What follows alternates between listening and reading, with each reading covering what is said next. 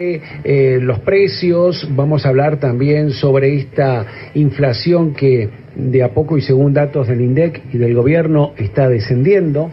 Sí. Y de algunas cuestiones que obviamente dan cuenta también de qué es lo que está pasando en las góndolas. Claro, una caída del consumo paralela, ¿no? Se da con muchos analistas estiman y consideran que el descenso de la inflación tiene que ver con una caída del consumo. Habrá que ver. Se lo vamos a preguntar al titular de Indecom, Miguel Calvete, a ver cuál es la realidad y cuál es la observación que hace oportunamente. Buenos días, Calvete, ¿cómo va? Fabián López, Ricardo Fiorentino, Laura Kerman en la mañana de Radio Buenos Aires. ¿Qué tal? Buenos días, ¿cómo están? Saludos. ¿De qué modo se percibe, Calvete, esta caída de consumo? Y si verdaderamente es tal. Bueno, nosotros en el Instituto de Estudios de Consumo Masivo lo que hacemos es un monitoreo online de más de 1.900 checkouts de puntos de venta, en el caso de supermercados, y 432 farmacias. Son los dos rubros, alimentos y medicamentos, ¿no? Lo que se conoce como consumo masivo.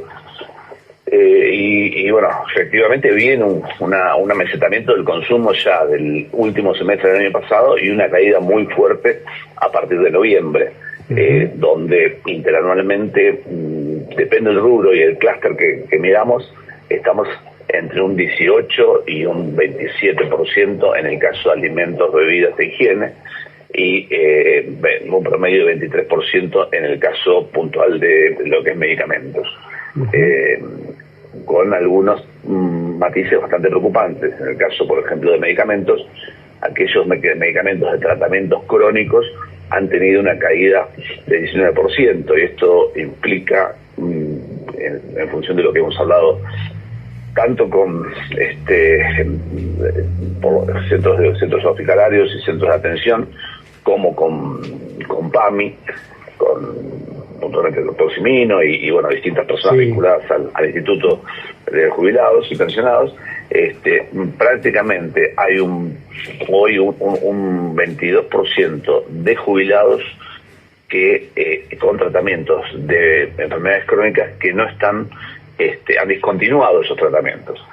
Es el gran problema que implica eso, ¿no? Sí. Sobre todo en lo que son patologías oncológicas y en lo que es todo lo que es cardiovascular también. Y en el caso de alimentos, bueno, vemos caídas muy fuertes y vemos un cambio de consumo realmente muy marcado, y cambios de hábitos de consumo en muchos sectores. Ahora, en esta ecuación, ¿no? En la ecuación de que bajan índices inflacionarios y baja también el consumo, ¿en respuesta de o faltaría un tercer agente ahí para ver? Los índices inflacionarios bajan porque hay obviamente una situación que la gente tiene un consumo mucho más mesurado, mucho más planificado. La clase media, que es un actor importante en lo que es el consumo, ha retraído muchísimo los gastos, tanto en distintos productos, bienes de consumo masivo, bienes durables, como también en servicios, ¿no? Medicina prepaga, educación privada, seguros de vehículos, etcétera. Se ha achicado mucho en eso. Y obviamente estos productos de la capacidad de caída de compra, que prácticamente interanualmente ya estamos en casi un 40%. Es decir, la gente está consumiendo un 39.2, son 40 puntos prácticamente menos. Es decir, estamos en una situación muy muy compleja. Esto también lo leemos cuando analizamos los índices de pobreza. Nosotros trabajamos con el Observatorio Social de la UCA, y los índices se han disparado a más de 50 puntos, casi 60%. Encontramos, por ejemplo, en estos cambios de hábito de consumo, que hoy 4 de cada 10 familias de sectores de sectores más vulnerables están supliendo una comida principal por una colación. Esto está vinculado al aumento, por ejemplo, de venta de productos como la categoría merienda y desayuno. Se disparan los snacks, hay una venta récord de alfajores. Es decir, todo está vinculado, ¿no? En lo que es consumo, en lo que es economía, y obviamente todo es producto, y este amesetamiento de la inflación, obviamente el hecho de no consumir y la caída de las ventas funciona como un ancla inflacionaria.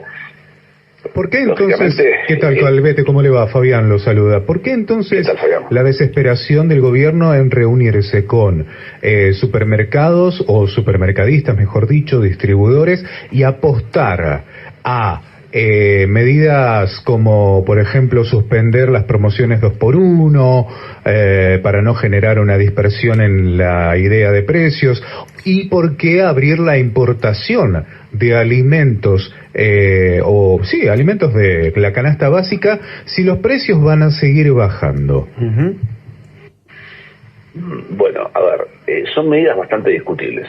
Nosotros hemos hablado por ejemplo, en el caso de alimentos y bebidas, las dos grandes entidades que agrupan a la industria es Copal, que es la Coordinadora de Productores de Alimentos, y Capima, que es la Cámara de la Pequeña y Media Industria de Alimentación. Ahí lo que encontramos, que nos han manifestado, no el caso de Copal, pero sí el caso de Capima, de los pequeños y medianos, obviamente el hecho de abrir la importación implica que cierren muchas empresas. En realidad lo que se pide, y creo que es una medida que tiene que tomar el gobierno, es una apertura de importación de insumos con menor tributo, con menores tasas tributarias para las pymes y generar mayor oferta, generar más cantidad de actores en el mercado. En Argentina, más del 50% de lo que consumimos lo producen 30 compañías. Cuando uno entra en un supermercado, con niveles de concentración muy altos.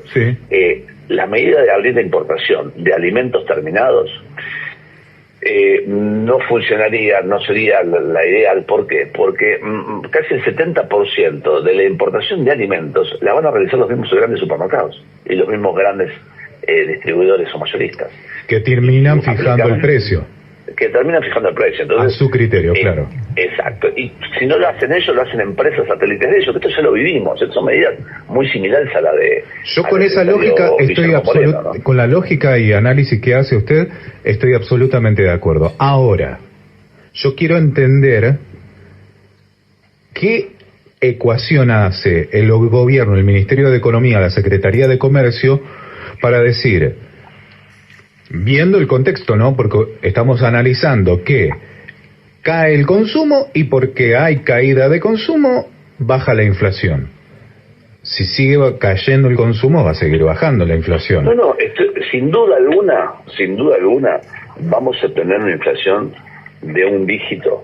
Sí, julio, agosto. En julio, agosto, y tal vez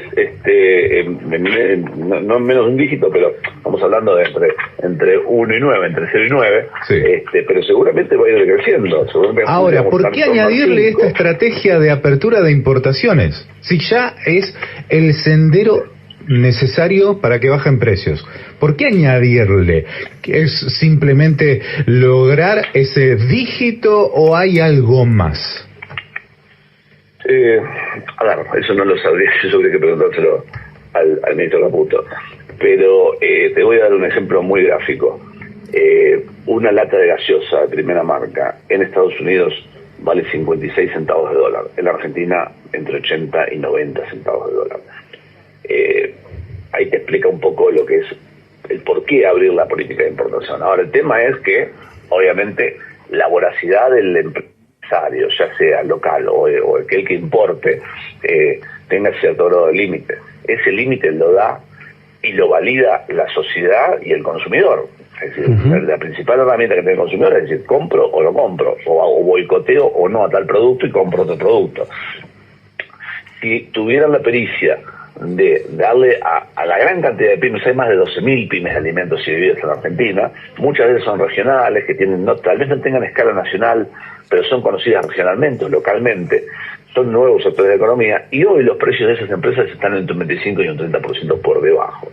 Si a esas empresas se le da la posibilidad de importar insumos o darle la facilidad de que compren insumos más barato de lo que lo están comprando importados, otro ejemplo muy práctico, la hojalata con la cual se hacen las latas para enlatar, no sé, duraznos o tomates, en la Argentina las pymes la pagan casi un 20% más caro que el costo internacional, que el valor internacional en dólares. Conviene importarla de Ucrania en guerra o de China y se paga un 20% menos. Increíble. Entonces, mientras que las grandes empresas, incluso algunas multinacionales argentinas, algunas de origen de Córdoba, que también son enlatadores, Te doy el ejemplo del enlatador, como te puedo dar 20 ejemplos de distintas empresas. No hay muchas multinacionales argentinas, pero hay muchas que tienen una posición dominante en el mercado. Lo compran al valor internacional, o sea que ya tienen un 20 o un 25% por debajo del valor internacional, del valor de mercado. O sea que creo que acá lo que debería funcionar, lo que conocemos en Estados Unidos o en Uruguay como la ley antimonopolios, acá es la Comisión de Defensa de la Competencia, es un gran desafío. Hoy está a cargo del doctor Blanco Muñoz, que fue director nacional de Defensa de Consumidores, es una persona idónea al tema, pero bueno, creo que tiene un gran desafío por delante. Más allá de las políticas libertarias, creo que no podemos tener un doble discurso, ¿no? Si vamos a intervenir y decimos vamos a importar para que bajen los precios, o le vamos a poner tal o cual traba, no estaríamos pensando, no tendríamos un pensamiento liberal. En la cuna del liberalismo, que es Gran Bretaña, los insumos básicos, caso de alimentos, bebidas y sobre todo fármacos, tienen una intervención directa del Estado y un análisis de costo permanente por parte del Estado. El caso de los medicamentos, que es lo más grave que hoy tenemos, incluso más grave que los alimentos, uno puede optar por distintas marcas o distintas dietas, aunque no sean más saludables. En el caso de medicamentos no pueden optar. Lamentablemente tuvimos más de un 330% de inflación en medicamentos prescriptos. Podemos optar por alguno de venta libre y tal vez tomarlo o no tomarlo, tomar uno más económico o un genérico. Pero en el caso de los alimentos de prescripción, sobre todo los de alto costo, hoy por ejemplo, PAMI está dando los medicamentos, pero con bastantes limitaciones. No nos olvidemos que los afiliados de PAMI no es que tienen el 100% de los afiliados tienen los medicamentos gratis. Es un pequeño porcentaje el que tiene los medicamentos gratis. Y no nos olvidemos que aquel que no tiene la jubilación mínima automáticamente ya no recibe los medicamentos gratis. Entonces, ahí aquellos que tienen una canasta de medicamentos, que son muchos jubilados, hoy no están pudiendo acceder. El caso de PAMI, bueno, estamos viendo cierto grado de impericia en el esquema de compras, como lo hay en otros organismos del Estado también, ¿no? Calvete, te estaba escuchando atentamente y de pronto escuchaba ahora cómo cambiamos, ¿no? de rubro y llegamos a los medicamentos, y cuando hablábamos también del cambio de hábito, ¿no? En el consumo, que también está pasando en lo que es en la administración de un fármaco, ¿no? ¿Hasta dónde crees que puede una persona cambiar su hábito de consumo y hasta más allá del límite? ¿Cuáles son los distintos factores, en este caso, que le podrían dar, más allá del análisis que le venimos dando, ¿no? Porque inclusive uno ve que el cambio de consumo viene desde cuando vos te paras frente a una góndola y ves que hay un packaging, por ejemplo, más pequeño y que te sale un porcentaje menos. Bueno, ese es un fenómeno económico que, de hecho, desde el Instituto de Estudios de Consumo de INDECOM, lo hemos denominado reduflación, que es un sistema que utilizan sobre todo las grandes compañías, donde visualmente el packaging es similar, el contenido es menor, obviamente figura de contenido real que tiene, porque si no estarían violando el código alimentario, y sería una publicidad engañosa. Ahí lo que vemos es una gran proliferación de nuevos productos. Esto se empezó a dar con los acuerdos de precio para generar un bypass a ese acuerdo de precio. Por lo general, las industrias sacaron un producto nuevo, donde era más económico, pero proporcionalmente no era tan económico porque la reducción del contenido era bastante mayor a lo que reducían de precio, ¿no? Esto se ha dado mucho, y lo vemos también con la proliferación, por ejemplo, de lugares donde venden productos secos de almacén sueltos. Antes lo veíamos mucho, y de hecho hay mucho en lo que es higiene, ¿no? Fundamentalmente higiene hogar, lo que sí, los artículos de limpieza, artículos de limpieza y demás, donde eso ya se veía. Hoy lo que hemos visto es que prácticamente se quintuplicó la cantidad de puntos de venta que venden fraccionados. Entonces, esto habla también, obviamente está concatenado a la crisis la crisis de consumo que se está viviendo, ¿no? Y por otro lado, bueno, lo que es más grave es el cambio de hábito en productos, como se han disparado los determinadas categorías de productos, fideos secos, por lo general farináceos en general, snacks y desayuno y merienda en particular, que justamente es lo que hablábamos, que suplen con esa colación o un almuerzo o una cena.